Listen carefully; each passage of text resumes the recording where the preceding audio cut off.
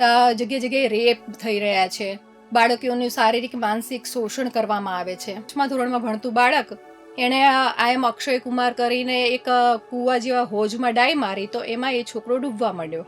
એની સાથે એને બચાવવા માટે બીજા છોકરાએ હાથ આપ્યો, તો બીજો છોકરો 7મા ધોરણમાં ભણતો તો એ બી પડી ગયો એની અંદર અને ડૂબવા લાગ્યો.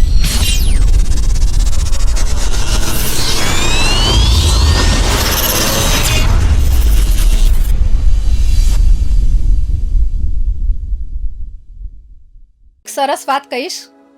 चमक उठी सन 57 में वो तलवार पुरानी थी, चमक उठी सन 57 में वो तलवार पुरानी थी, खूब लड़ी मर्दानी वो तो झांसी वाली रानी थी. नमस्कार, હું પૂનમ પાચાણી, ઉંમર વર્ષ 40. મેં મારું સ્કૂલિંગ છે એ રાધનપુરમાં કમ્પ્લીટ કરેલું છે અને હાયર સેકન્ડરી મેં ગોવામાં કરી છે. અને મારી કોલેજ બીકોમ માસ્ટર ડિગ્રી મેં અમદાવાદથી કરેલ છે.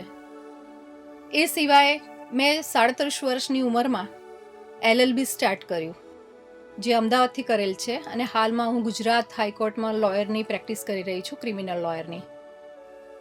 કહેવાનો મિનિંગ એ છે કે કોઈ બી વ્યક્તિ માટે ભણવાની કોઈ ઉંમર નથી હોતી. જેમ કે અત્યારે 37 વર્ષની ઉંમરમાં જ્યારે મેં LLB સ્ટાર્ટ કર્યું ત્યારે ઘણા લોકોએ મને એવું કહેવાવાળા મળ્યા હતા કે આ ઉંમરમાં તમે LLB સ્ટાર્ટ કર્યું છે એઝ અ ફિમેલ, બાળકોની રિસ્પોન્સિબિલિટી સાથે તમે કઈ રીતના મેનેજ કરશો. પણ છતાં બી મને એક ધગસ હતી, નાનપણથી ભણવાની બી એટલી મને ઉમ્મીદ હતી, શોખ હતો અને એક એમ્બિશિયસ વ્યક્તિ હતી હું. એટલે મને એવું થયું કે હવે હું મારા બાળકો મોટા થઈ ગયા છે તો મારે હવે આગળ ફર્ધર એજ્યુકેશન કે મારું કરિયર બનાવવું જોઈએ. ત્યારે મેં 37ની એજમાં LLB સ્ટાર્ટ કર્યું અને 40માં સક્સેસફુલી કમ્પ્લીટ કર્યું, યુનિવર્સિટીમાં ટોપ કર્યું અને આજે ગુજરાત હાઈકોર્ટમાં હું પ્રેક્ટિસ કરી રહી છું. એ સિવાય મારા શોખમાં હું તમને વાત કરું તો મને મ્યુઝિકનો, ડાન્સનો, પ્લસ કોઈને બી દુઃખમાં ભાગ લેવાનો, કોઈના જરૂરિયાત સમયે ઊભું રહેવાનું, એ મારા શોખ સમજો કે મારી ઈચ્છા સમજો કે મારી મનોવૃત્તિ સમજો. બસ એ જ માનું છે કે કદાચ ભગવાને આપણને અવતાર આપ્યો છે તો એને વેસ્ટ ન કરવું જોઈએ. કોઈના દુઃખમાં આપણે ફૂલ નહીં તો ફૂલની પાંખડી, નાની મોટી બી મદદ કરવી જોઈએ. આ જે કેળવણી છે બાળપણથી મારા મગજમાં આવેલી છે. કારણ કે રાધનપુરની જે સ્કૂલમાં હું ભણેલી હતી એ સ્કૂલના શિક્ષકો, એમના જે ભણતર હતું, શિક્ષણની પ્રથા હતી એ આખી અલગ હતી. ત્યાંથી મને પ્રેરણા મળી. મારા એક સર હતા, હું તમને એક નાનકડો ઇન્સિડન્ટ શેર કરવા માંગુ છું કે મારા એક સર હતા દેવેન્દ્રભાઈ રાઠોડ કરીને, કે જે અમારા સ્કૂલના પ્રિન્સિપાલ બી હતા અને સર બી હતા. એમણે એક પિકનિક અરેન્જ કરી આલુવાસ કરીને. ત્યાં આલુવાસમાં પિકનિકમાં લઈ ગયા, ત્યાં બાળકો રમતા હતા. એમાં એક નાનું 5મા ધોરણમાં ભણતું બાળક એણે આઈ એમ અક્ષય કુમાર કરીને એક કૂવા જેવા હોજમાં ડાઈ મારી, તો એમાં એ છોકરો ડૂબવા માંડ્યો. એની સાથે એને બચાવવા માટે બીજા છોકરાએ હાથ આપ્યો, તો બીજો છોકરો 7મા ધોરણમાં ભણતો તો એ બી પડી ગયો એની અંદર અને ડૂબવા લાગ્યો. એ જે મારા સર છે એમને તરતા બી નહોતું આવડતું અને એ બાળકોને બચાવવા માટે એ સર પોતે જ હોજમાં કૂદ્યા અને એ બાળકોનો જીવ બચાવ્યો. એ સરને કહેવાનો મતલબ કે એ જે મારા સર હતા એને એના સ્ટુડન્ટનો જીવ બચાવવા માટે પોતાનો જીવ જોખમમાં નાખ્યો અને આજે અમારી વચ્ચે હયાત નથી અને મૃત્યુ પામ્યા. એમના થકી એમણે દરેક અમારા જેટલા બી વિદ્યાર્થીગણ હતા બધાને એ રીતે જ પ્રેરણા આપી, એ રીતના જ શિક્ષણ આપ્યું કે તમે કદાચ ભણવામાં ઓછું ભણશો તો ચાલશો પણ એક સારા માણસ બનજો, એક સારા માનવતા તમારામાં હોવી જરૂરી છે. આ બાબતને ધ્યાનમાં રાખીને એ સિવાય અમને લોકોને એમણે ઘણી બધી એવી પ્રેરણા આપી કે તમે જીવનમાં કંઈક કરો, તમારા માતા પિતા માટે તમે કંઈક કરો અને એટલી બધી એક્ટિવિટીઝ કરાવી, અમારામાં કોન્ફિડન્સ બિલ્ટઅપ કર્યો. એટલે આજે અમે આ લેવલ ઉપર આવી શક્યા. 23 વર્ષની ઉંમરમાં મારા લગ્ન થયા. લગ્ન પછી મેં 2 બાળકીનો જન્મ આપ્યો. એ 2 બાળકીઓની જવાબદારી નિભાવીને જ્યારે હું થોડી ફ્રી થઈ, બાળકીઓ મોટી થઈ, ત્યારે મને એમ થયું કે જે સપના મેં મારા અધૂરા મૂક્યા હતા, જે સપના હું પૂરા નથી કરી શકી ઘરની જવાબદારીઓને લીધે કે દીકરીઓના લીધે, આ બધી વસ્તુઓને ધ્યાનમાં રાખીને મેં પછી જ્યારે LLB કમ્પ્લીટ કર્યું એની પહેલાં મેં ઘરે બેઠા સોશિયલ એક્ટિવિટીઝ બી સ્ટાર્ટ કરી દીધી હતી. મેં મારું પોતાનું એક NGO સ્ટાર્ટ કર્યું, સેવ હ્યુમનિટી કરીને, જેની હું પોતે જ ફાઉન્ડર છું. કારણ કે દીકરીઓ નાની હતી એટલે તમે બી સમજી શકો એઝ અ ફિમેલ કેટલી બધી રિસ્પોન્સિબિલિટીઝ હોય, કેટલા રિસ્ટ્રિક્શન્સ હોય અને લગભગ દરેક ફિમેલ્સને આ બધું ઘરમાં બહાર સામાજિક રીતે નડતા જ હોય છે. પણ એક સ્ત્રીનો અવતાર ભગવાને એવો આપ્યો છે કે સમજી લો કે જ્યાં ભગવાન પહોંચી નથી વળતા ત્યારે ભગવાન પોતાનું કામ ઓછું કરવા માટે સ્ત્રીનો અવતાર આપે છે. એટલે આ બધી જવાબદારીઓને નિભાવતા સાથે મેં સોશિયલ એક્ટિવિટી સ્ટાર્ટ કરી કે જેમાં મેં બાળકીઓને ખાસ ફોકસ કર્યું, બાળકીઓ ઉપર. કારણ કે અત્યારે જોઈ રહ્યા છે જગ્યાએ જગ્યાએ કેવી દૂષિત ઘટનાઓ બની રહી છે, જગ્યાએ જગ્યાએ રેપ થઈ રહ્યા છે, બાળકીઓનું શારીરિક માનસિક શોષણ કરવામાં આવે છે. એ સિવાય તમે જુઓ તો બાળકીઓ ક્યાંય સેફ નથી. અને તમે મેક્સિમમ હાઈએસ્ટ જોશો તો આપણા સમાજમાં જ્યારે બાળકીઓ સાથે દુષ્કર્મ થાય છે ત્યારે એની ઇર્દ ગિર્દ આજુબાજુના નજીકના માણસો જ હોય છે. એટલે મારે પોતાને 2 દીકરીઓ હતી એટલે મને એવું ધ્યાનમાં આવ્યું કે મારે કંઈક એવું કરવું જોઈએ કે જેથી કરીને આપણે દીકરીઓની રક્ષા કરી શકીએ અથવા દીકરીઓ પોતે પોતાની રક્ષા કરી શકે. કારણ કે સમજી લો કે હું કદાચ કોઈનો જીવ બચાવું અથવા તો કોઈ પોલીસ આવશે ત્યારે આવશે દીકરીની રક્ષા માટે, અથવા તો એના ઘરના જ્યારે બી આવી કંઈક અઘટિત ઘટના ઘટે ત્યારે આવવાના હોય ત્યારે આવે. પણ એ પહેલાં શું, ઘણીવાર એવું હોય છે, ઘણીવાર નહીં, મેક્સિમમ એવું હોય છે કે જ્યારે ઘટના ઘટી જાય છે, ઘટના થઈ જાય છે, દીકરી મરી જાય છે, પછી પોલીસ આવે છે કે ઘરના આવે છે, પણ એ પહેલાં દીકરી એનું ટોટલી કામ તમામ થઈ ગયું હોય છે.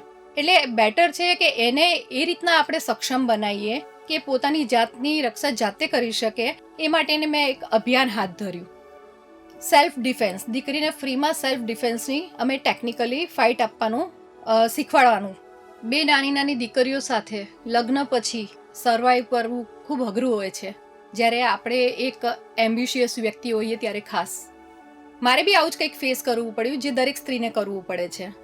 મેં મારી 2 દીકરીઓ સાથે આગળ વધવા માટે ઘણા બધા સપના જોયા અને એ પૂરા કરવાનો પ્રયત્ન કર્યો. પણ કહેવાય છે ને કે ઘરનાનો સપોર્ટ હોય કે સમાજનો સપોર્ટ હોય તો આ બધું શક્ય બને છે. પણ આપણે જે સમાજમાં રહીએ છીએ ત્યાં સ્ત્રીને લગભગ ગ્રાન્ટેડ લેવામાં આવે છે. કંઈક મારી જોડે બી આવું જ બન્યું.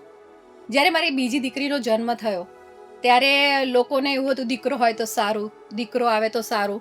અને અમુક લોકોની મેન્ટાલિટી આજની તારીખમાં બી એવી જ હોય છે કે એક દીકરો તો હોવો જ જોઈએ. મારી જોડે બી આવું જ કંઈક થયું કે બીજી દીકરીના જન્મ પછી મારી બીજી દીકરીને બહુ જ અવગણના કરવામાં આવી.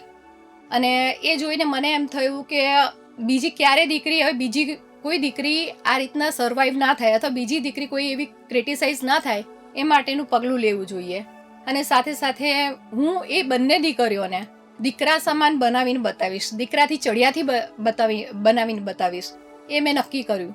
આ ઉપરથી પછી મેં વિચાર કર્યો કે જેમ કે આ અઘટિત ઘટનાઓ ઘટી રહી છે એને જોઈને મને એમ થયું કે આપણે કંઈક એવું ચાલુ કરવું જોઈએ કે જેનાથી દીકરીઓને આપણે સેફ કરી શકાય. કારણ કે મારા ઘરમાં બી 2 દીકરીઓ હતી. એટલે અમે સેવ હ્યુમેનિટી કરીને એક NGO સ્ટાર્ટ કર્યું. આમ તો સોશિયલ એક્ટિવિટી એમ બી કરી રહી હતી, પણ મારા વન ઓફ ફ્રેન્ડ અને મારા સિનિયર્સ લોકોએ મને સજેશન આપ્યું કે તમે આટલી સારી સોશિયલ એક્ટિવિટી, કારણ કે હું વુમન્સ એમ્પાવરમેન્ટ માટે બી કામ કરી રહી હતી, પ્લસ ગરીબ વર્ગ માટે, બાળકોની હેલ્થ માટે, ગર્લ્સ એજ્યુકેશન માટે, ગર્લ્સ સેલ્ફ ડિફેન્સ માટે, આવી ઘણી બધી વિવિધ એક્ટિવિટીઝ હું કરી રહી હતી. એટલે મને મારા સિનિયર્સ લોકોએ એડવાઇસ આપી કે તમે એક NGO ખોલો, NGO સ્ટાર્ટ કરો અને એના થકી તમે આ કામ કરો તો તમને આમાં પ્રોત્સાહન બી મળશે ને આગળ તમે આની અંદર વધી શકશો. એટલે સેવ હ્યુમેનિટી કરીને મેં એક NGOની સ્થાપના કરી અને એમાં મારા કલીગ્સ સાથે મળીને મેં એક સોશિયલ એક્ટિવિટીઝના ઘણી બધી જાતની વિવિધ પ્રકારની સોશિયલ એક્ટિવિટીઝ સ્ટાર્ટ કરી, જેમાંથી મેઇન અમે ફોકસ કર્યું ગર્લ્સ સેલ્ફ ડિફેન્સ, દીકરીની સુરક્ષા. કારણ કે તમે જોવો છો જગ્યાએ જેમ કે ખાસ કરીને ગ્રીષ્મા વેકરિયા, જે સુરતનો હત્યાકાંડ થયું હતું, જાહેરમાં એનું ગળું કાપી નાખવામાં આવ્યું હતું એ દીકરીનું. એ દીકરી ચાહતી તો પોતાના બચાવ માટે થોડુંક એવું એક્શન લીધું હોત તો કદાચ એને ઇન્જરી થઈ હોત, પણ એ દીકરી આપણી સમક્ષ અત્યારે હયાત હોત. એનાથી મોટું કાંડ તમે જુઓ તો નિર્ભયા, દિલ્હીનો જે નિર્ભયા રેપ કેસ થયો, એ રેપ કેસને ધ્યાનમાં રાખીએ ત્યારે જોઈએ તો 5 લોકોએ એની સાથે દુષ્કર્મ કર્યું ને એ દીકરીને મારી નાખવામાં આવી. એ આપણી માટે ખરેખર બહુ જ શર્મની વાત છે. ખાલી આપણી માટે નહીં, આપણા માટે, આપણા સમાજ માટે, આપણા ધર્મ માટે, આપણા રાષ્ટ્ર માટે એ શર્મની વાત છે. એ સિવાય તમે જોઈ શકો છો કે આવી કેટલી વિવિધ ઘટનાઓ બને છે. હમણાં રિસેન્ટલી કોલકાતામાં જે બન્યું ફિમેલ ડૉક્ટર સાથે જે ઘટના ઘટી બહુ જ શર્મનાક હતી, કે જેને ખરેખર શબ્દો જ નથી મારી પાસે, જેમાં સિસ્ટમ, સરકાર, પ્રશાસન બધા જ ફેલ ગયા એની સામે. કેમ? એક થોડીક બેદરકારીના લીધે. કદાચ એ દીકરીને સક્ષમ બનાવી હોત, અથવા તો થોડીક સેફટીના ધ્યાન રાખ્યા હોત, અથવા તો જે હોસ્પિટલમાં એ દીકરી કામ કરી રહી હતી એ હોસ્પિટલવાળા થોડા સ્ટ્રિક્ટલી સિક્યોરિટીનું ધ્યાન રાખીને એના ઉપર એક્શન લીધા હોત, તો કદાચ એ દીકરી સાથે એવું દુષ્કર્મ ના થયું હોત. એટલે આ બધી ઘટનાઓ જોઈને મને એમ થયું કે આપણે દીકરી માટે કંઈક કરવું જોઈએ, કારણ કે મારા પોતાના ઘરમાં 2 દીકરીઓ છે, અને એ 2 દીકરીઓને જ્યારે બી હું જોઉં છું ત્યારે મને આ બધી વાહિયાત ઘટનાઓ મગજમાં ફરે છે. અને આ બધું જોઈને મને એમ થયું કે મારે સેલ્ફ ડિફેન્સનું દીકરીઓને શીખવાડવું જ જોઈએ. એટલે મેં દેશની દરેક દીકરીની સુરક્ષાને ધ્યાનમાં રાખીને સેલ્ફ ડિફેન્સનું કેમ્પેનિંગ સ્ટાર્ટ કર્યું. અને એ કેમ્પેનિંગ થકી અમે લોકો દીકરીઓને સેલ્ફ ડિફેન્સની ફ્રીમાં ટ્રેનિંગ આપીએ છીએ. સેલ્ફ ડિફેન્સ એટલે કરાટા, જુડા નહીં. અમે ટેકનિકલી ફાઇટ્સ, કે એક 9 વર્ષની દીકરી બી કોઈ બી નધર્મી સાથે પોતાના બચાવ માટે લડી શકે. એ સિવાય સાયબર સેફ્ટીની ટ્રેનિંગ. તમે જાણો છો કે હાઈએસ્ટ અત્યારે crime maximum cyber crime through થાય છે, સાયબર દ્વારા, સોશિયલ મીડિયાના યુઝ દ્વારા. આજે આપણે જેટલું સોશિયલ મીડિયા યુઝ નથી કરતા એટલું આપણી બાળકીઓ કે બાળકો યુઝ કરે છે. તમે જુઓ છો, નાના બાળકો હોય એને ખાવાનું બી ખવડાવો ને તો માતા શું કરે છે, એને મોબાઈલ ફોન હાથમાં આપી દેશે અને પછી ખાવાનું ખવડાવશે. ત્યારે તો એ બાળક ખાવાનું ખાય છે. કહેવાનો મતલબ, અત્યારે જેટલા એડલ્ટ્સ લોકો મોબાઈલ યુઝ નથી કરી રહ્યા એનાથી વધારે અત્યારે નાના બાળકો કરી રહ્યા છે, અને એની બહુ જ ખરાબ અસર પડી રહી છે. એમાંથી પોઝિટિવ રીતે લેવાવાળા કેટલા? બહુ ઓછા. પણ નેગેટિવ તરત જ તમે જો, આજે હાઈએસ્ટ દીકરીઓને છેતરપિંડી અથવા તો ફસાવામાં અથવા તો એને ફ્લર્ટિંગ કરવામાં યુઝ થતું હોય તો સોશિયલ મીડિયા. છોકરાઓ પોતાની આઈડી છુપાવે છે, છોકરાઓ પોતાનું નામ છુપાવે છે, પોતાનો ધર્મ છુપાવે છે, અને દીકરીઓને ફસાવે છે. અને દીકરીઓને ફસાવીને એની સાથે પ્રેમ પ્રકરણ સ્ટાર્ટ કરીને, એની સાથે ડેટિંગ કરીને, પછી એની સાથે ફિઝિકલી અટેચમેન્ટ કરીને એક સમય એવો આવે છે કે જ્યારે દીકરી લગ્ન માટે કહે છે ત્યારે એની ઓરિજિનલ આઈડી એની સામે આવે છે. પણ ત્યાં સુધી શું? ત્યાં સુધી દીકરી લૂંટાઈ ગઈ હોય છે. દીકરી પાસે કંઈ વધતું જ નથી કે એ સમાજની બહાર પોતાનું મોઢું બતાવી શકે. પણ મજબૂરી, બીજું કહેવાય ને, પ્રેમ આંધળો હોય છે. પ્રેમ આંધળો નહીં, લૂલો લંગડો બી હોય છે. કારણ કે પ્રેમમાં પડેલી દીકરીને પછી કોઈ જ દેખાતું નથી.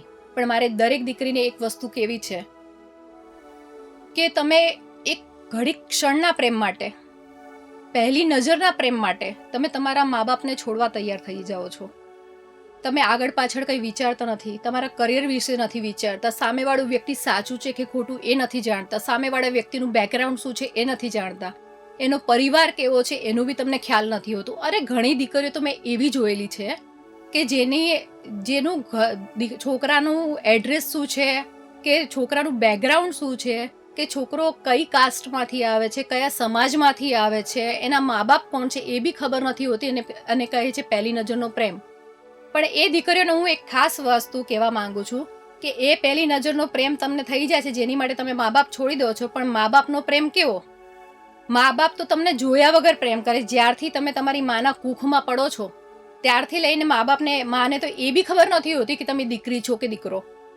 તમે ફિઝિકલી પરફેક્ટ હશો કે નહીં, તમે ફિઝિકલ ડિસેબલ હો તો બી કે ના હો તો બી, એ માને તમે માના કુખમાં પડો ત્યારથી માને તમારા માટે અનલિમિટેડ પ્રેમ હોય છે, જેણે તમને જોયા બી નથી. જો તમારો પહેલી નજરનો પ્રેમ કહેવાય તો જ્યારે તમારી મા તમને જોયા વગર પ્રેમ કરે છે તો એ શું કહેવાય?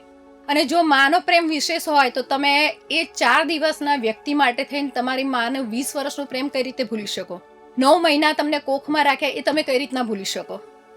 આ બહુ ખાસ ધ્યાનમાં રાખવા જેવી વસ્તુ છે કે તમે આ બધી ફોસલાવાની વાતોમાં આવી જાઓ છો અને પછી તમે પ્રેમના મોટા મોટા દાવા કરો છો. પણ પ્રેમ આ નથી. તમારી લાખો ભૂલ થવા છતાં, લાખો તમે ખરાબ હોવા છતાં, લાખો વખત તમે તમારી મમ્મી સાથે ખરાબ કર્યું હોય તો બી તમારી મમ્મી કોઈ દિવસ તમારાથી વેરઝેર નથી રાખતી. માનો પ્રેમ માં જેટલો જ રહે છે. તો તમે તમારી માતાઓને મૂકીને કે તમારી મમ્મીને મૂકીને તમે બીજાના પ્રેમમાં કઈ રીતના પડો છો? અને પડો પ્રેમ, એની બી ના નથી. પણ એક બીજો મેસેજ બી આપીશ તમામ દીકરીઓ માટે કે પ્રેમમાં પડવું ખોટું નથી. તમે તમારા ચોઈસ પ્રમાણેનું પાત્ર શોધી શકો, પણ એવું પાત્ર શોધો કે જે તમારી કેપેબિલિટી પ્રમાણે હોય, કે જેનું બેકગ્રાઉન્ડ તમારે ખબર પાડવાની, તમારે એના માતા પિતા કોણ છે, એ શું કરી રહ્યો છે અને કેટલું સાચું બોલી રહ્યો છે એ બી ખબર પાડવી જોઈએ તમારે. બીજી વસ્તુ કે જ્યારે તમે આ રીતના પ્રેમમાં પડો છો તો એ બી ના નથી, પણ સૌથી પહેલાં કેપેબલ બનો. તમે કેપેબલ બની જાઓ, તમે પોતે અર્નિંગ પર્સન બનો, તમારી જાતને સેલ્ફ ડિપેન્ડન્ટ બનાવી દો, પછી તમે પ્રેમ કરો. કોણ ના પાડે છે? કારણ કે એક વસ્તુ બહેનો યાદ રાખજો કે જો તમે પ્રેમ કરતા હશો અને લગ્ન કરશો તો બની શકે કે ના કરે નારાયણ, કે સામેવાળો પક્ષ બની શકે યોગ્ય ના નીકળે તમારા લાયક. પણ તમે જો કેપેબલ હશો, તમારી જાતે સક્ષમ હશો, તો તમે કોઈ બી રીતે તમારા બાળકો સાથે ઇઝીલી લાઈફને સર્વાઈવ કરી શકશો. અને એ જ જો તમે પોતાના પ્રેમ માટે કે 4 દિવસના ખોટા સંબંધ માટે તમારું કરિયર બગાડ્યું હશે, તો એક ટાઈમ એવો આવશે કે તમે ટોટલી ડિપેન્ડેબલ હશો અને તમારો પતિ તમને છોડીને જાય અથવા બાળકો સાથે સિંગલ મધરની લાઈફ જીવવા માટે તમે જીવવી પડે, તો કદાચ બની શકે કે તમે સર્વાઈવ ના કરી શકો. એ સમયમાં તમારી પાસે એક જ ઓપ્શન હોય કે તમારે ખોટું પગલું ભરવું, કાં તો આપઘાત, કાં તો ખોટા રસ્તે ચડવું. કારણ કે બહેનો માટે બીજું કોઈ ઓપ્શન હોતું જ નથી. જગ્યાએ જગ્યાએ કાગડા અને લોમડી જેવા લોકો બેઠા છે કે જે સિંગલ વ્યક્તિને કે જે સિંગલ લેડીને જોવે તો એની માટે એની પાસે એક જ માનસિકતા હોય છે. એટલે બેટર છે કે હંમેશા હું વુમન્સને અને ગર્લ્સને કહું છું કે તમે સૌથી પહેલાં તો મેન્ટલી સ્ટ્રોંગ બનો, એજ્યુકેશન સારું લો, જીમ જોઈન કરો, હેલ્થ કોન્શિયસ બનો અને ખાસ કરીને સેલ્ફ ડિપેન્ડન્ટ બનો, અર્નિંગ પર્સન બનો. તમારા ફેમિલીમાં જેમ ભાઈ કમાતો હોય કે ફાધર કમાતા હોય કે તમારા હસબન્ડ કમાતા હોય, એમ તમે બી એક મુખિયાની જેમ અર્નિંગ પર્સન બનો કે જેથી તમારે ભવિષ્યમાં ક્યારેય કોઈના ઉપર ડિપેન્ડેબલ ના રહેવું પડે. આ રીતે તમે જો સેલ્ફ ડિપેન્ડન્ટ બનશો તો તમારે પોતાને આત્મવિશ્વાસ આવશે અને મને નથી લાગતું કે ક્યારેય તમને દુઃખના પગથિયા તમારે ચડવા પડે અથવા બીજા સામે મોઢું જોવું પડે તમારા પોતાના લાઈફને સર્વાઈવ કરવા. ફેમિલી માટે હું એક ખાસ મેસેજ આપીશ. દરેક સ્ત્રી કે દીકરી એના જીવનમાં ફેમિલીનું બહુ જ મહત્ત્વ છે. જેમ કે જ્યારે દીકરી હોય એના મમ્મી પપ્પા સાથે રહેતી હોય તો એના કરિયર માટે, એના શિક્ષણ માટે માતા પિતાનો સપોર્ટ ખૂબ જરૂરી છે. ખાસ કરીને વિશ્વાસ માટે. માતા પિતાને પોતાની દીકરી ઉપર વિશ્વાસ હોય, કોન્ફિડન્સ હોય, છૂટ હોય અને એમ સમજી લો કે પોતાની દીકરીનું જે ગોલ છે એ માતા પિતાનું ગોલ હોય તો દરેક દીકરી સક્સેસ જઈ શકે છે અને દુનિયાની કોઈ બી તાકાત સામે દીકરી લડી શકે છે. એ જ રીતે લગ્ન પછી જો દીકરીને એના પતિનો, સાસુ સસરાનો, એના ફેમિલીનો, એના પિયર પક્ષનો તમામનો સપોર્ટ હોય તો એ આખી દુનિયા જીતી શકે છે. એ પોતાનું કરિયર બનાવી શકે છે, પોતાના બાળકોનું કરિયર બનાવી શકે છે, પોતાના ઘરને ઊંચું લાવી શકે છે, પોતાના ઘરને સક્ષમ બનાવી શકે છે, પોતાના પતિનો ખભો બની શકે છે. કહેવાનો મતલબ જો ફેમિલીનો સપોર્ટ હોય તો સ્ત્રી આખું જગ જીતી શકે છે. એવું જ કંઈક મારી સાથે થયું. થોડો ટાઈમ એવું થયું લગ્ન જીવનના શરૂઆતના સમયમાં કે થોડુંક સ્ટ્રગલ પડ્યું. પેલું કહેવાય ને કે નવા હોઈએ ત્યારે બંને પક્ષ તરફથી સેટ થવું થોડું અઘરું હોય છે. પણ મારી સાથે બી એવું જ કંઈક થયું. પણ જેમ જેમ સમય થયો, જેમ જેમ હું સક્સેસ થઈ, મારા કામ સક્સેસફુલ કર્યા, પ્લસ જોડે રિસ્પોન્સિબિલિટી, બાળકોના સંસ્કારનું સિંચન, બાળકોની જવાબદારી, બાળકોનું એજ્યુકેશન, એ સાથે ઘરની જવાબદારીઓ, એ બધું 100% એમાં મેં મારી હાજરી આપી.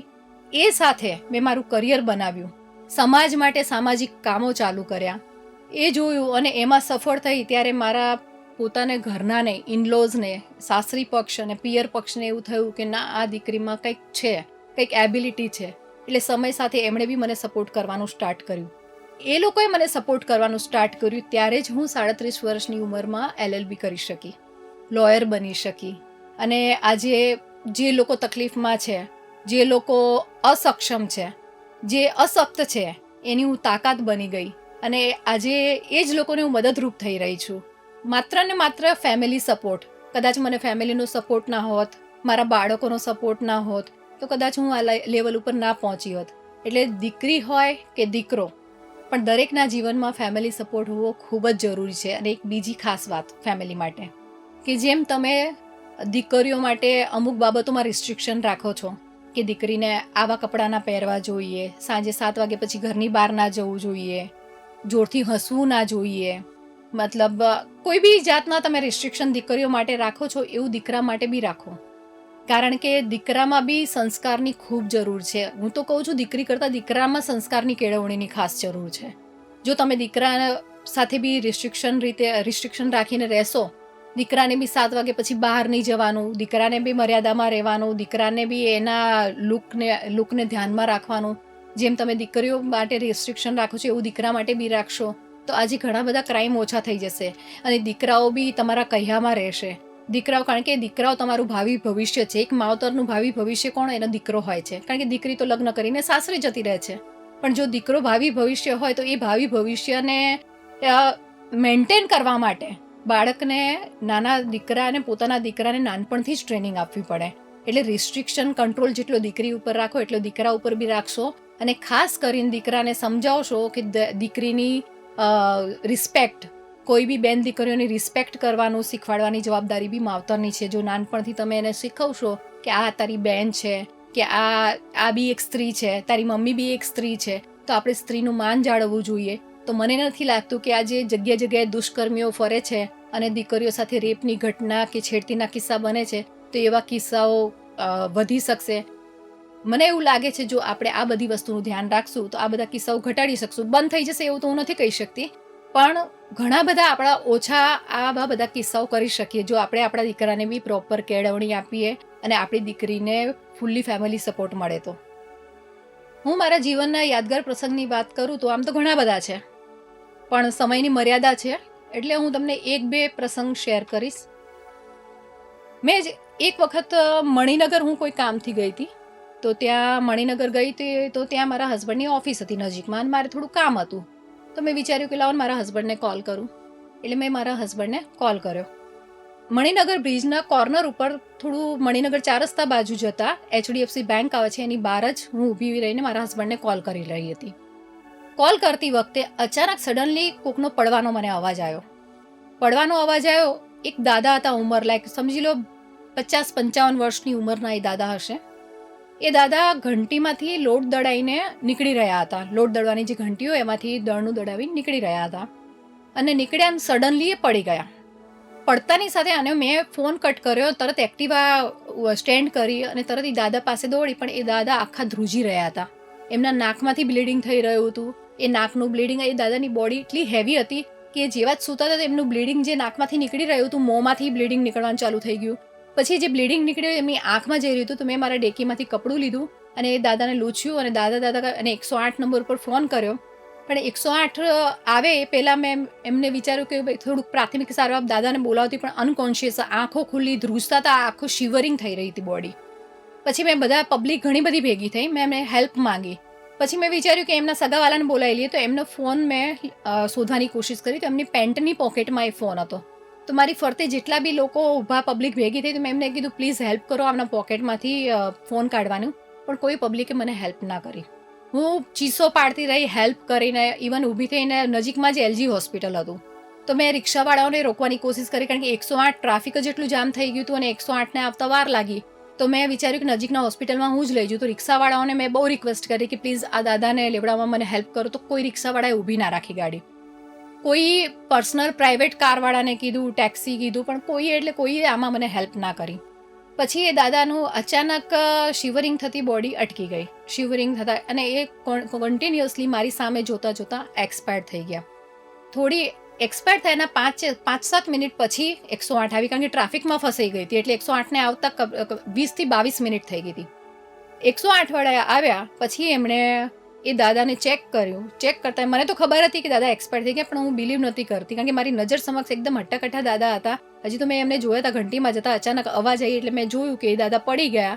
અને પછી એ દાદાનું મેં બચાવવાની ટ્રાય બહુ કર્યો, પણ પછી મને એવું લાગ્યું કે કદાચ બેભાન થયા હોય અથવા તો મને ના ખબર પડતી હોય. તો 108 વાળા આવ્યા, એમણે ચેક કર્યું, એમણે ડેથ ડિક્લેર કરી 108 વાળાએ.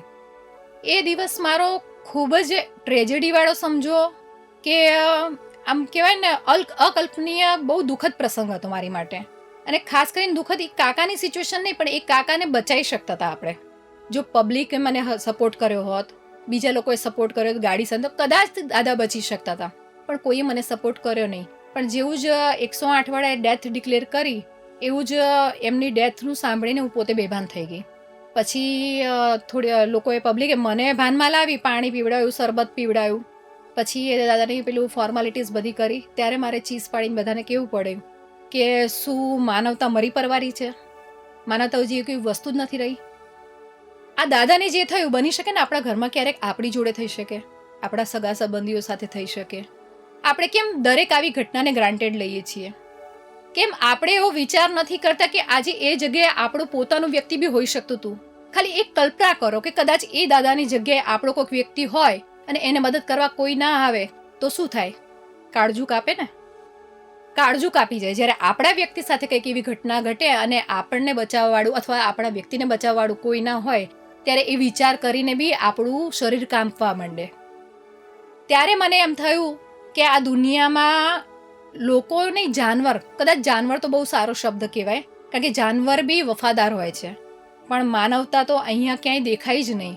એ મારી માટે દુઃખદ પ્રસંગની સાથે યાદગાર બન્યો, કારણ કે એમાંથી જ મને શીખ મળી કે આ દુનિયામાં આપણી પોતાની જાત માટેની લડાઈ, પોતાના બચાવ માટેની લડાઈ જાતે જ લડવી પડશે. એટલે મારી માટે આ બહુ જ યાદગાર અને દુઃખદ પ્રસંગ રહ્યો. હવે અચીવમેન્ટની વાત કરું તો એમ સમજી લો આપ સૌનો આશીર્વાદ. જીવનમાં જે જે કામ કર્યા, અને કહેવાય ને સારા કામ કરીને એનું ફળ ડેફિનેટલી મળે છે. મેં લગભગ 3 વખત નેશનલ એવોર્ડ જીતી ચૂકી છું બેસ્ટ સોશિયલ એક્ટિવિસ્ટનો, અને એ મારી માટે બહુ મહત્વનો એવોર્ડ છે. એવોર્ડ મળ્યો એટલે મહત્વનો નથી, પણ જે કામ માટે મળ્યો એ મહત્વનો છે.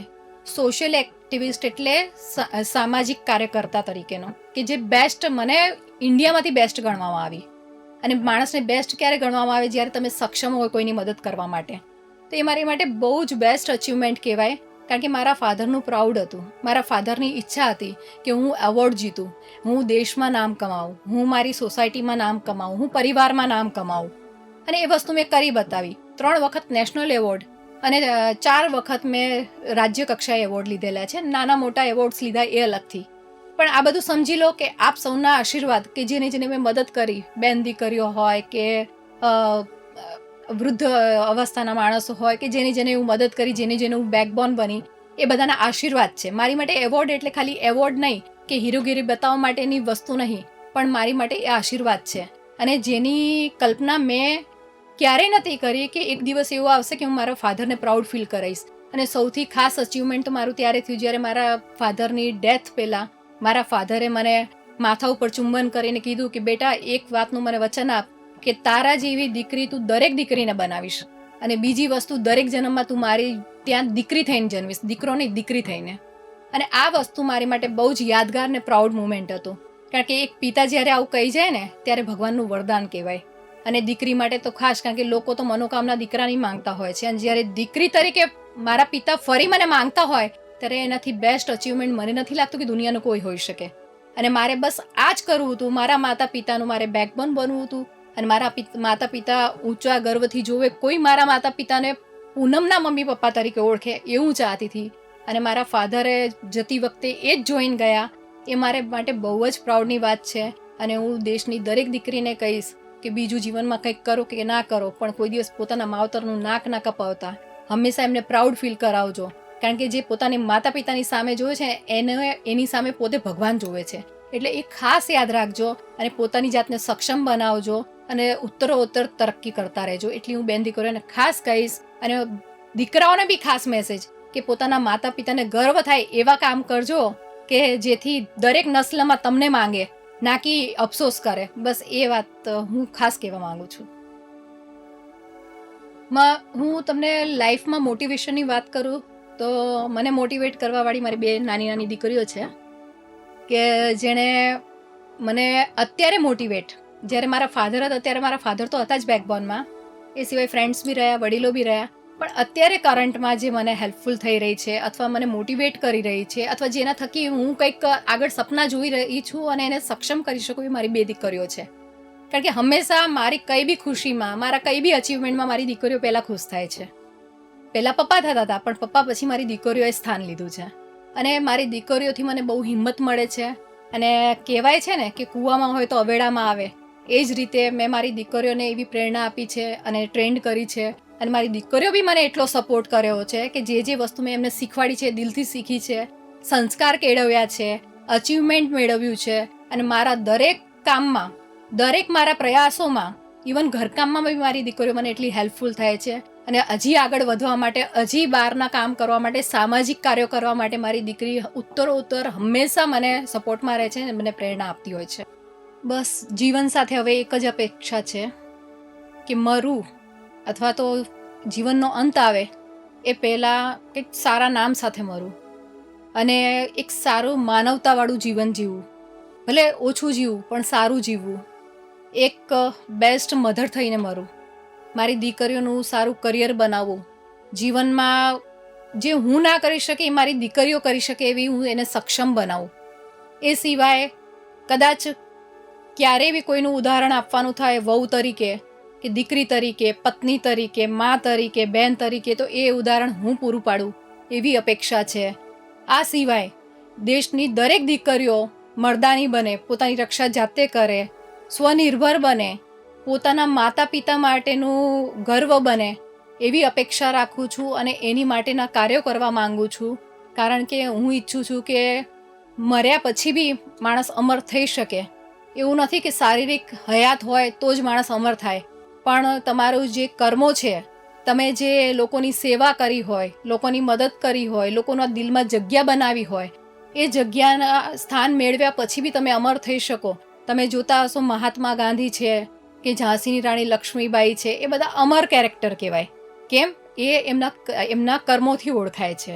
આજે આપણે ગમે ત્યારે કોઈનું ઉદાહરણ પૂરું પાડવું હોય સ્ત્રી શક્તિ માટેનું, પુરુષ શક્તિ માટેનું, સરદાર વલ્લભભાઈ પટેલ, તો આપણે કેમ યાદ કરીએ છીએ? એમના કર્મોના લીધે. ભલે એ આપણી સમક્ષ કે આપણી વચ્ચે હયાત નથી, પણ છતાં બી આપણે એમનું નામ લઈએ છીએ. જગ્યાએ જગ્યાએ એમના સ્ટેચ્યુ મૂક્યા છે, એમના ફોટાને હાર પહેરાય છે, એમના દિવસો ઉજવીએ છીએ, જાહેર રજાઓ ઘોષિત કરવામાં આવે છે. કેમ? એમના માન સન્માનમાં. આજની તારીખમાં વર્ષો થઈ ગયા, સદીઓ વીતી ગઈ, છતાં બી એમની રિસ્પેક્ટ લોકોના દિલમાં એટલી ને એટલી જ છે. કેમ? એમનું કેરેક્ટર અમર થઈ ગયું. બસ આવી જ કંઈક આવડી મોટી તો હું ભાવના નથી વિચારતી, પણ ફૂલ નહીં તો ફૂલની પાંખડી, પણ થોડુંક બી લોકોના દિલમાં એવી જગ્યા લઉં કે કદાચ હું એક વખત હયાત ના બી હોઉં તો લોકોના દિલમાં સદીઓ સુધી હયાત રહું એવી ઈચ્છા છે અને એવી જ અપેક્ષા છે.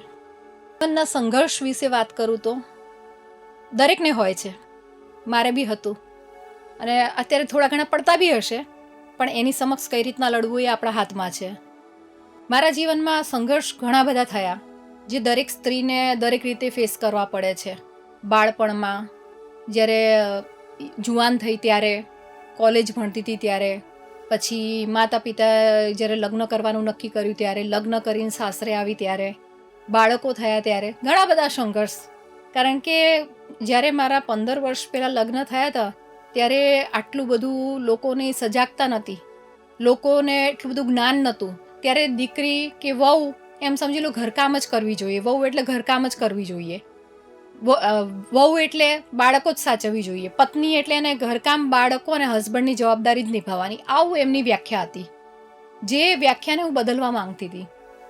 પણ એ બદલવા માટે બી સપોર્ટ તો જોઈએ ને કોઈનો, પણ એ સમયે નહોતો. અને એ કદાચ બહુ ખરાબ પાસ્ટ હતો મારો કે સંઘર્ષ લખેલું હતું જે મેં ભોગવ્યું, પણ એ સંઘર્ષમાંથી બહાર આવીને પછી મેં જે પગલાં ભર્યા અને આગળ વધી અને એ સંઘર્ષને મેં પોઝિટિવ વેમાં મારી લાઈફમાં લીધો. કારણ કે હું એક વસ્તુ વિચારું છું કે કદાચ મારા જીવનમાં સંઘર્ષ ના આવ્યો હોત ને તો મેં પ્રયાસ ના કર્યા હોત. કદાચ તમારી સામે અત્યારે હું આવી રીતના ઊભી બી ના હોત.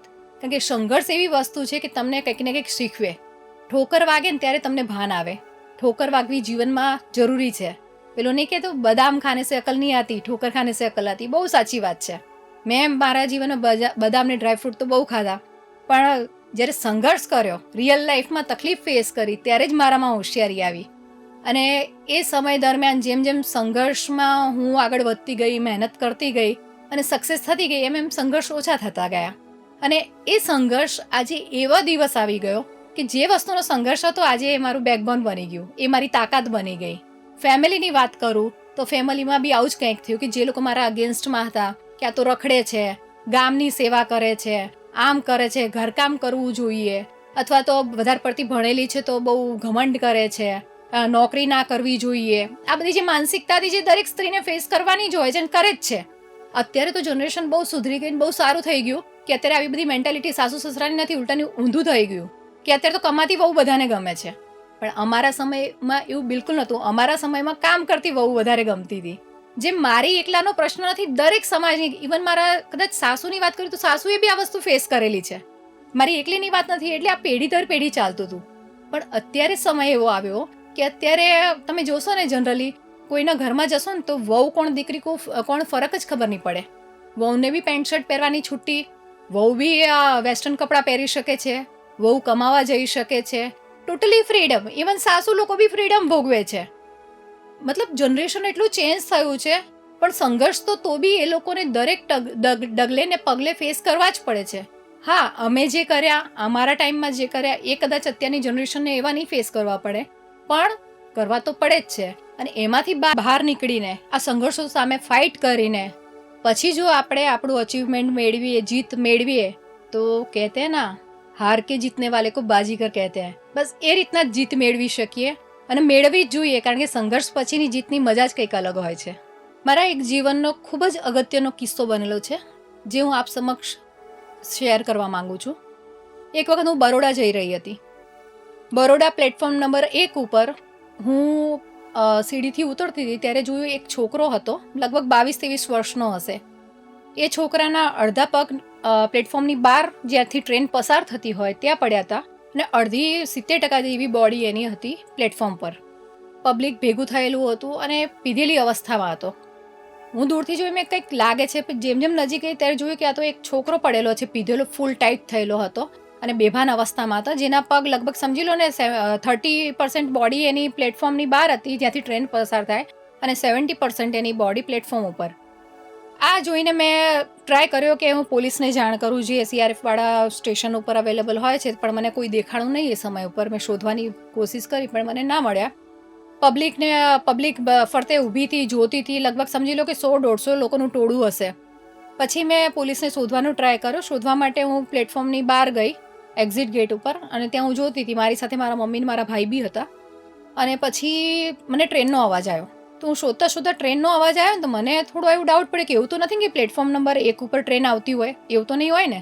છતાં મેં કીધું લાવ નજર કરું. તો જેવી જ હું થોડી બેક જઈને પ્લેટફોર્મ ઉપર નજર કરવા ગઈ તો એ જ પ્લેટફોર્મ ઉપર ટ્રેન આવી રહી હતી. નોર્મલ સ્પીડ હતી, પણ સ્પીડ હતી ખરા. અને જેવું જ પ્લેટફોર્મ સ્ટાર્ટ થતું હતું ત્યાં જ આ છોકરો પડેલો હતો. એટલે ટ્રેનને પસાર થવામાં વાર લાગે એમ જ હતી. મતલબ એ તરત પસાર તો આખી ટ્રેન પસાર થઈ જાત, એ ઊભી તો ના જ રહેત. ત્યારે મેં ટ્રાય કર્યો, કારણ કે એ જે છોકરો પડેલો હતો ત્યાંથી હું જ્યાં ઊભી હતી એનું ડિસ્ટન્સ ખાસું હતું. મને એવું હતું કે કદાચ હું દોડીને જઈશ ને છતાં બી એ ટ્રેન તો પસાર ત્યાંથી થઈ જશે, છોકરો નહીં બચે. મને એમ કે હમણાં પબ્લિક કોક ખેંચી લેશે, એને બચાવી લેશે. મેં ઘડીકમાં હું ટ્રેન સામે જોઉં, ઘડીકમાં પાછું એ છોકરા સામે, ઘડીકમાં ટ્રેન સામે, પાછું છોકરા સામે, પણ નહીં. પછી બહુ નજીક આવવા લાગી ટ્રેન, એટલે પછી મેં મારું પર્સ ત્યાં પડતું મૂક્યું, દોડીને ગઈ અને એ છોકરાને એક હાથે એવો ખેંચ્યો, મારો ખેંચવાનું થયું અને વિધિન 2 સેકન્ડમાં ટ્રેન પસાર થવાનું થયું. મેં જેવું જ એને ખેંચ્યો એવું જ ટ્રેન બાયપાસ. મતલબ સમજી લો કે એના જીવન અને મરણ વચ્ચે ખાલી 2 સેકન્ડનો ફેર પડી ગયો.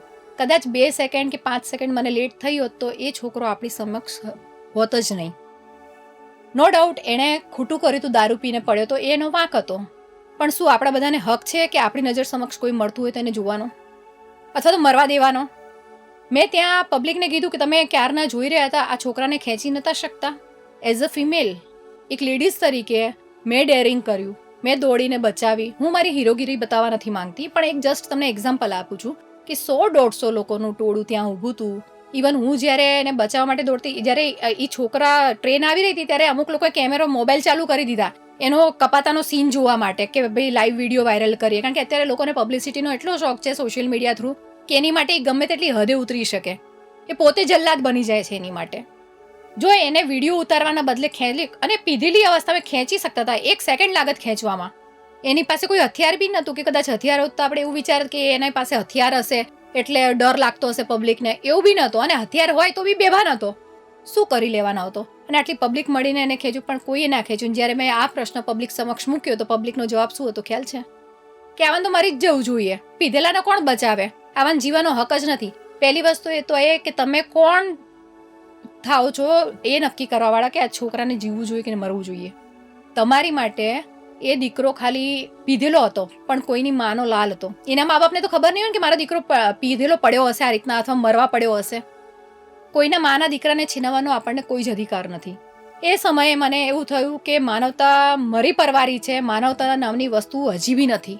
આજે ઘણા બધા અનુભવો મને થયા છે કે જેમાં માનવતાના રૂપે આપણે રાક્ષસો જોવા મળે છે, કે ભાઈ જ્યાં માનવતા છે જ નહીં.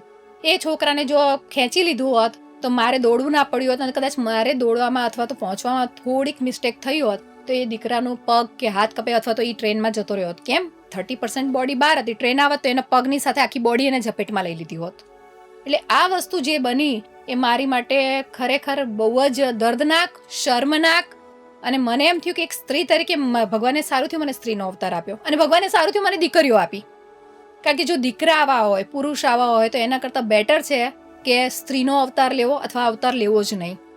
એટલે ક્યારેક બી આપણી આજુબાજુ આવી કંઈક ઘટના ઘટે અને આપણે સક્ષમ હોઈએ કોઈ બી વ્યક્તિને બચાવવા માટે અથવા મદદ કરવા માટે તો આપણે મદદ કરવી જોઈએ. ઊભા જોવાથી કંઈ જ ના થાય, કારણ કે બની શકે કે કાલે એ વ્યક્તિની જગ્યાએ આપણો માણસ બી હોઈ શકે. એટલે આ વસ્તુ મારી માટે ખૂબ યાદગાર સમજો કે ટ્રેજેડીવાળો સમજો કે આ એક પ્રસંગ હતો જે હું તમારી સમક્ષ શેર કરવા માંગતી હતી. એક સરસ વાત કહીશ. ચમક ઉઠી સન 57 में वो तलवार पुरानी थी, चमक उठी सन 57 में वो तलवार पुरानी थी, खूब लड़ी मर्दानी वो तो झांसी वाली रानी थी. આપ સૌને એવું લાગતું હશે કે હું ખાલી ગોલ ઓરિએન્ટેડ છું, પણ ના, મારા પોતાના બી ઘણા બધા શોખ છે, એબિલિટીઝ છે. હું લગભગ 7 થી 8 ભાષાની જાણકાર બી છું. એ સિવાય મારો જે મેઇન શોખ છે મ્યુઝિક ને ડાન્સ છે, સિંગિંગ છે. સિંગિંગની હું તમને 2-4 પંક્તિ ગાઈને સંભળાવવા માંગુ છું. જસ્ટ એક મનોરંજનનો ભાગ સમજી લો, જે આ રીતે છે. કદાચ બગડે તો પ્લીઝ ચલાવી લેજો. હસતે હસતે કટ જાએ રસતે, जिंदगी यूं ही चलती रहे, खुशी मिले या गम बदलेंगे ना हम, दुनिया चाहे बदलती રહે. બસ આવી જ રીતે જીવન જીવવા માંગુ છું અને લોકોને જીવડાવવા માંગુ છું. બસ છેલ્લે જતી વખતે એક ખાસ મારે તમને વાત કહેવી છે કે જેણે મને આ પ્લેટફોર્મ આપ્યું, રાઇઝિંગ સ્ટાર. ખરેખર આવા જે પ્લેટફોર્મ મળે કોઈ બી વ્યક્તિને તો એની હિંમત બમણી થઈ જાય છે, જે અમારા જેવા લોકોની થતી હોય છે, અને એમાંથી જ અમને પ્રેરણા મળે છે. આજે મેં તમને જેટલી બી વાત શેર કરી મારા જીવનશૈલીની, એ તમામે તમામ હકીકત શેર કરી છે, ખાલી વાત કરવા ખાતર નહીં, જેથી આ પ્લેટફોર્મ રાઇઝિંગ સ્ટારના માધ્યમથી તમારા થકી પહોંચે અને તમે એમાંથી એક મેસેજ લઈ શકો. જો સારી વસ્તુ લેવા લાયક હોય તમે તમારા જીવનમાં આવરી શકો. એની માટે થઈને આ પ્લેટફોર્મનો ઉપયોગથી હું તમારી સમક્ષ ઊભી રહી શકી, અને એની માટે રાઇઝિંગ સ્ટારને હું ખૂબ ખૂબ ધન્યવાદ કરું છું. અને આવી જ રીતે જે સક્ષમ વ્યક્તિઓ છે, જે દેશને અથવા તો લોકોને કંઈક મદદરૂપ થઈ શકે, પ્રેરણા આપી શકે, એવા લોકોને હજી બી તમે આમાં લાવો અને લોકો સમક્ષ પ્લેટફોર્મ આપો, એવી જ તમને હું રિક્વેસ્ટ કરું છું અને અભિવાદન કરું છું. Thank you so much.